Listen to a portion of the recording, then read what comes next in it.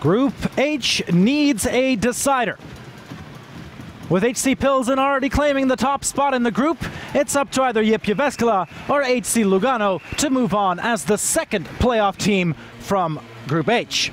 Well, the first period would get us off to a quick start in terms of shots on target, as Kolemainen and crew from JYP Jyväskylä put everything they could to try and beat Elvis Merslinkens. The last time these two teams met was a week ago, and in that one, Lugano got the upper hand, a 2-0 victory in Switzerland for tonight's visitors.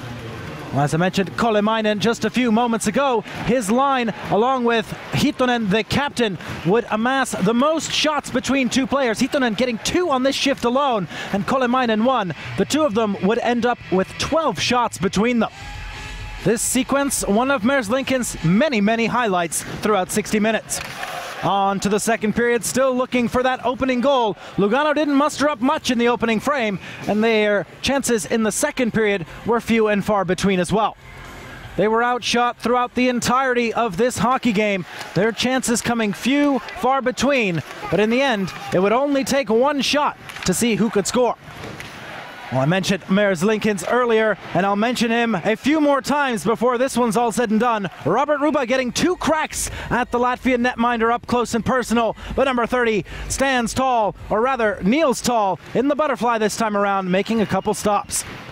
JYP had a 2-man advantage in the latter stages of the second, but they were still unable to beat Elvis Merslinkens in net.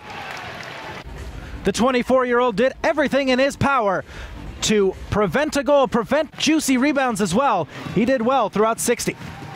On to the third period we go. We started with a little 4-on-4, some carryover penalties from the end of the second frame, but those would be to no avail.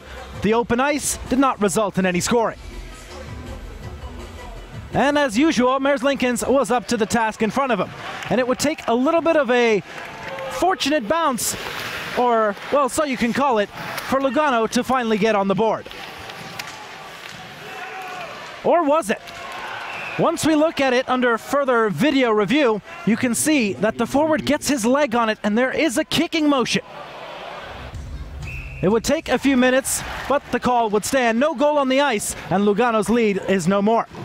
Well, it wouldn't take them all too long to get back that lead. They were outshot throughout 40 minutes, but they got it when it mattered most. Haapala with the pass, the new acquisition does his job as Lapierre finishes a 1-0 victory, Lugano advance. There we go.